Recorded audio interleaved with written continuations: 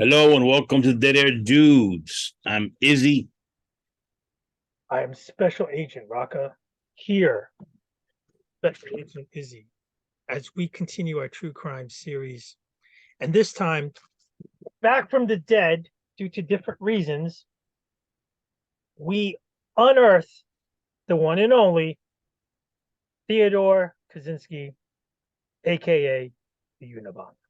The Unabomber. Now, we we all heard what happened, what transpired, what he did, what he didn't do, and the manifesto. So, are we gonna give him a quick synopsis of that, or we're just gonna Do a quick run. We'll do a quick rundown, and this is not going to be granular, my friends, because I'm sure you've heard to death so many different other true crime podcasts about his transgressions and where he came from. Of course, we're going to tie in his beginnings, influences, how he got caught, and all that stuff. But the main thing here, guys, is just last month, June 10th, he died, and he was in a the ultra max um prison in the United States, Florence ADX, and he saw freedom meaning out of his cell, out of isolation for 1 hour a day. During his trial, he tried to commit suicide. He adamantly defied his appointed defense team and did not want to plead insanity and wanted to take ownership of everything. So real quickly, as it unfolded, right? he pleaded guilty to everything, ended up killing 3 people and injuring 20 plus. Could have killed more. Could have killed an entire airliner had that bomb went off as he planned. Yeah. And ran nearly a 20-year, most expensive FBI manhunt this country has ever seen, with the most people involved, fooling the smartest people in law enforcement. Could not trace him. Yeah. And so, he died again. I don't know, I've read not any official stuff. It appears to be suicide, and he was close to his 80s, if Was, not his. wasn't he sick or something? Also, He was sick, and then they're saying, I guess the autopsy, and listen, I'm in the autopsy world, and some of this stuff could take a while, and of course, obviously, there's politics involved. And let me first and foremost reiterate, we are not here to celebrate, adorn, mortify anything no. about it. He was a total evil genius in the most strict definition of an evil genius, completely demented, amoral, warped, and fortunate he was caught by his close family members. If not, and he actually did himself in by the main topic of today is his negotiation tactics with law enforcement and publication and media at the time to publish his manifesto. The industrial society and its future. He had worked out a deal and said, listen, I won't kill any more people for now if you publish my manifesto, as you just mentioned. And they did. And they hemmed and hawed with their collective minds and saying, we don't have anything on this guy. Maybe we publish it, somebody out there will. And that's exactly what happened. And it was his brother and mostly his sister-in-law who recognized the patterns of the writings and writings of his own brother that eventually turned him in. It's one of the hardest Yeah. things to do. We've done so many of these episodes and talking about mass murderers and serial killers and the real pieces of crap in society, but how it all ends up, how it all ends is always fascinating because it's never the way you expect it. It's never Hollywoodized. It's never, well, hardly ever. I mean, it's always a mistake they make, or it's always something random or something so non-sequent. True life is stranger than fiction. Yeah, precisely. So again, that's the way he was caught. Unabomber is because it's not he bombs everybody, but it's because he started targeting universities, UN, and then airlines, and that's where the Unabomb thing. But now let's fast forward into this conversation for today, 2023. There's cameras, GPS tracking. There's so many the postal service, X-ray machines, AI. AI. Do you think some individual like this can be, as for you, lack of a better word, successful in Okay. evading law enforcement today? Now, are we talking about the 80-something-year-old Unabomber? No, no. Let's say some when Someone Matt changes today, who grew up in this era, or let's say might be of our age or even younger, probably a millennial, right? right? Who grew up with this tech? Who, yes, he would probably know all the ins and outs. He probably would be tech savvy, and maybe the actual hardware might even be different. Maybe his thoughts and methods might be different. But at the same time, we know from the manifesto on how he felt and what he thought about certain things, in particular, you know, the goings on of It would be definitely industry. ironic that he would use, So exactly. So thinking but it does give but me at the same time, wouldn't maybe his thought process would be different because he would have grown up within that. unless he was a victim of tech himself, and then he made himself quite savvy in the weapon that was used That's what against I'm him. saying. He probably he would being born within this era, within the technological era, as opposed to before, because he's a boomer, or even So As you mentioned that, a thought just came to me. So there's that group that does. I'm not sure if it's a group or they just claim to be a group who does that high level hacking. yes, I forgot their name, but Miss, and I'm amazed they don't cause more havoc because of the technology that they wield.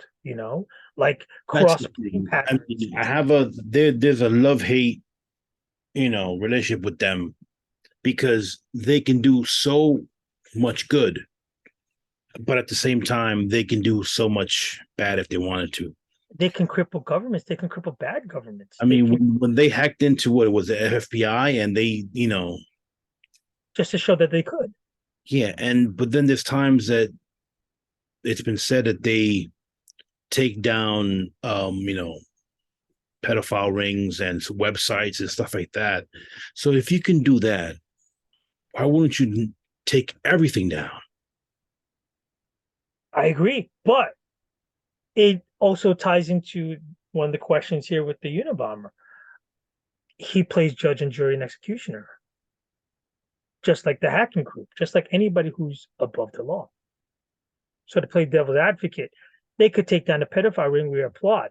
If they end up taking down the government because they don't like their policies and practices and all that, ooh, like now who's to stop them and police them to say, oh wait, you've gone too far. You know what I mean? And this is exactly the whole point of the Unabomber. Is he was labeling and targeting technology, specifically universities, computer companies, and then airline industry and anybody of industry. His whole manifesto was that we are letting technology ruin humanity. And that opens up the main gist of today's conversation. Yeah. Um, The answer would be then the whole point of the Unabomber, his thought process and the manifesto and everything was against technology. Okay. yeah, Now, if he was in this era, he wouldn't be the Unabomber because he would be for technology. And if he was of age and within this, it's like you can't, it wouldn't work. You know what I mean? So he probably would be an evil genius for something else you know, um, or in a different way. as we watch the Netflix documentary on it, something came to light, which I probably underscored in the past, and I didn't realize it, that his legal team, and then he discredits it, but his legal team had mentioned that they a point in his life that was very pivotal and crucial to him going off the deep end was apparently he was part of a Harvard experiment where a number of individuals participated. He was one of them. This is between 1976 and 1995, where he was subjected to certain stresses, and they wanted to see how people reacted. Now, I tried to do some digging. I couldn't get too much as far as was this a real? Was this a real? I Oh mean, no, it's been vetted now afterwards, after the investigation, that he was part of this experiment, and the person who ran the experiment actually was also a person who was tied into the government for interrogation tactics. And so they apparently were using these guinea pigs. And if that is so, please, I just want to be clear. I do not attribute one experiment turning this individual into the Unabomber. Could it have been a pivotal factor? Yes, just like everything else in the world, like he no, was victim of I, violent crime and this. it's I'm not bullshit. calling it out. I don't calling it out. I think I'm it's bullshit because I believe that there's something inherently wrong with these people who do these things. Not only it's for example, you have a predisposition to be violent reaction. exactly a psychopath, to be a sociopath, to be whatever. Now, certain stressors, certain environmental issues, certain things trigger you. Acceptance. And let me just bring up social acceptance. People. But hey, man. I want to bring that to lead to the more relevant point of today. So just very quickly, he was skipped a few grades because he was extremely smart, scored an IQ of 167, which is like above Einstein's level. So he skipped a grade. He was always with older kids, and by and large, they in high school said that he was treated as an entity or an anomaly as opposed to a person. And he was always socially awkward and out of place because everybody was older physically and socially. And then he went to Harvard like 15. And same thing in Harvard. Unfortunately, Harvard at the time had a separate dorm building for kids who weren't as socially adjusted, which was a colossal mistake because now you're grouping a whole bunch of socially awkward people together where they do nothing but stay in their doors. You know, it's like you're ostracizing the ostracizing. Again, I'm not attributing all these things, but what I do want to bring to light is the social awkwardness was just fed into. So he wasn't more adjusted than that. And then this also tied into sexuality, openness. But I want to tie that into today's world where, again, we are not justifying at all. His manifesto is separate than his actions. We want that to be very clear. His manifesto is separate than his actions. But many people have attributed his manifesto by itself, not tied to his actions, to be somewhat based with some truth to it. But the problem is you can't. But I know you can't because he's a fucking demon. I mean, you can't because because just because the person it's like saying, oh, Hitler had some points, which is crazy. No. I agree. No, I agree. It's come to light today because of chatter, not only because he died, because now there's attention in revisiting and Netflix puts out the documentary, but chatter about social media, how it's permeated all of our lives. And on top of all that, the growing technology known as artificial intelligence. Do we have, and I don't, again, no warning because this guy told us. A lot of other people told us. Well, I mean, Is there AI. a sufficient warning? AI, I mean, think about it.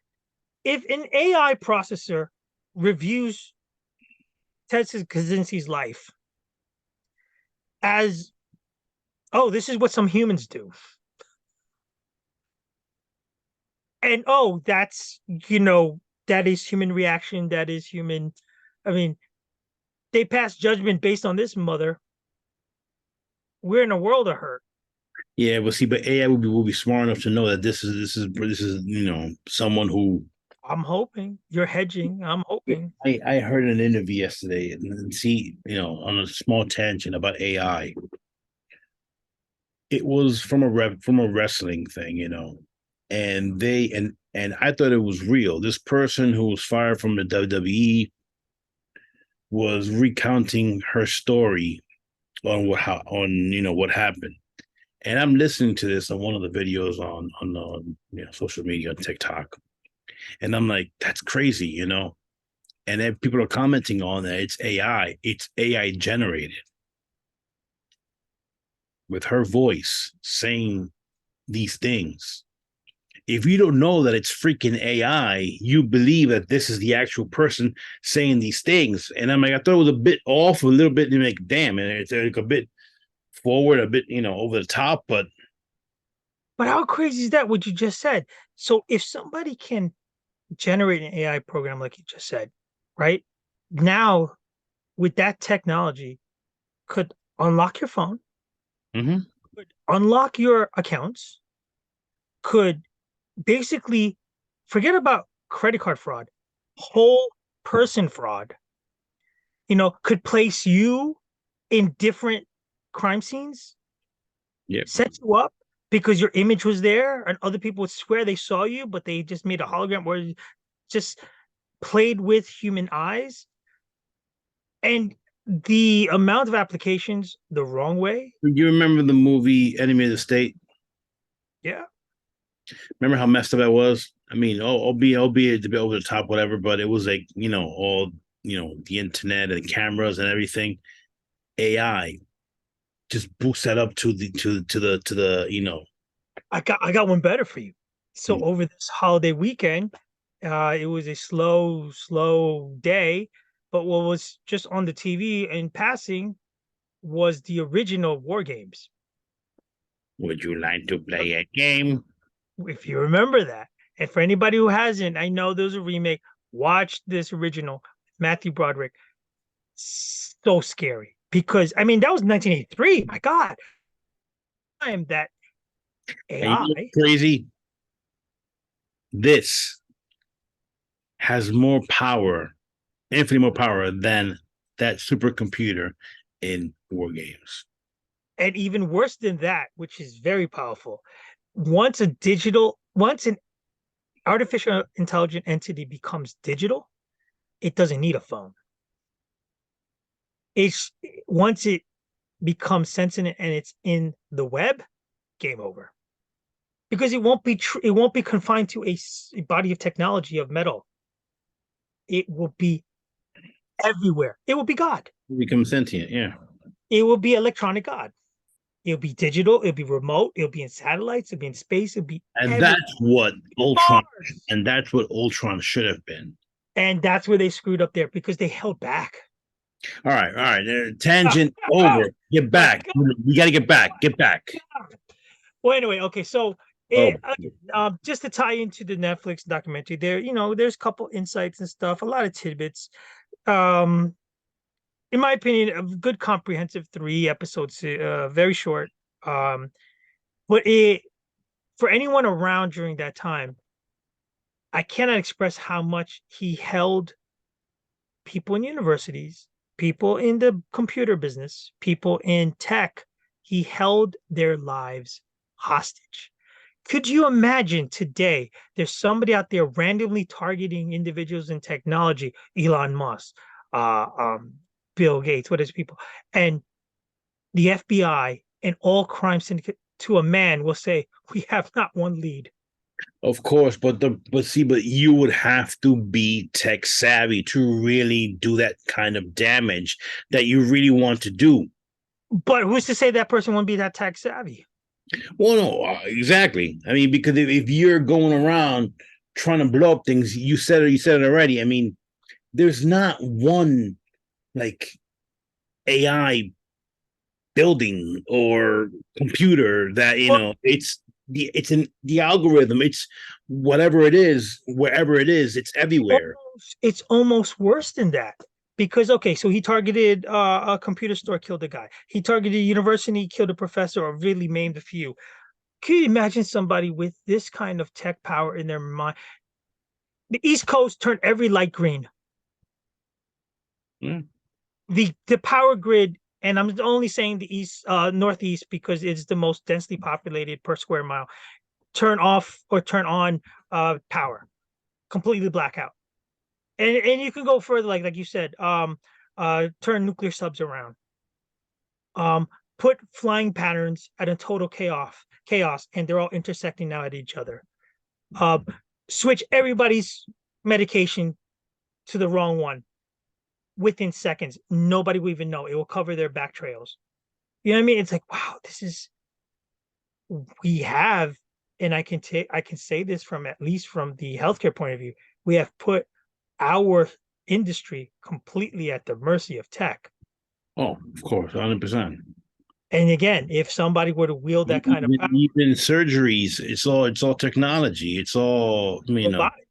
robotic, and we are so dependent on technology that. And I thought this was bullshit.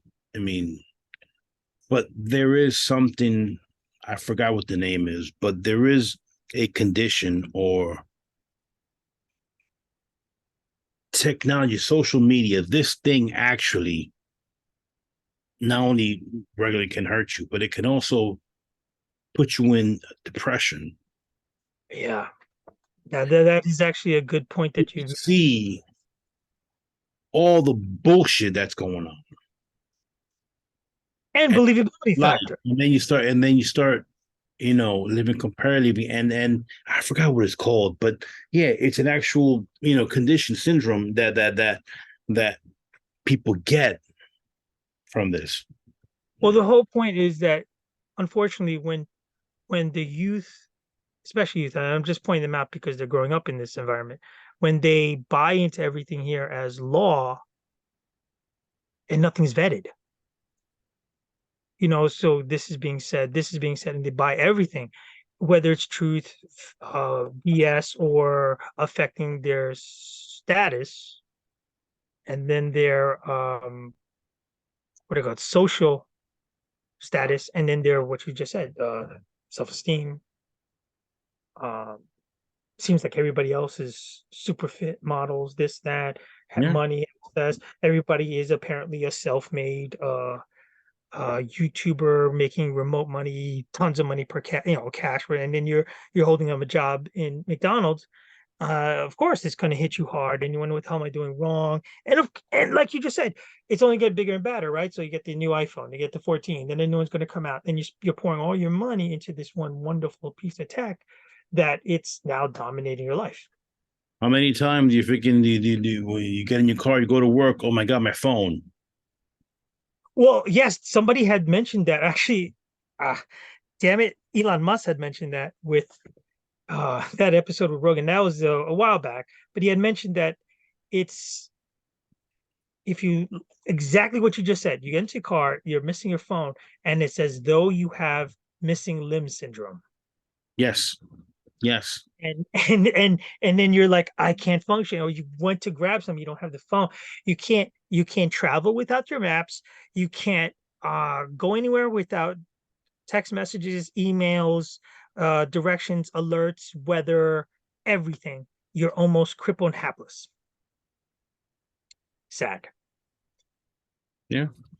So, if anything, not to tie into, crazy Ted here, but maybe everybody should take a few moments a day. And I believe I've heard this somewhere from a self-help to put the Never phone, gonna happen. It's never gonna happen. no, but put the phone away for a certain minimum amount of time every day. Go for a walk, leave the phone. Ha ha ha ha. I do that every other day with the dog. I just, I'm not gonna take the phone. I just go for. But I'm telling No, you, missed are the days of just of not being available for comment, not it's liberating. go for a walk. I used to It's live on the train because no one can reach me at that point. And whenever whatever happens is going to happen, it's going to happen, and we have no control over it. We have no control over it anyway. But this gives us the false sense of that we can change things, which we cannot change. control is one of the biggest fallacies ever sold. We have influence. We can mitigate a few things. We do not have any control. Do not have any control. But it is liberating for you people out there. Take a break from the media for a little bit. Let's say 30 minutes a day. And I'm not talking about before you sleep, which they also tell you don't do. And it's liberating. I think you reset yourself as a human being.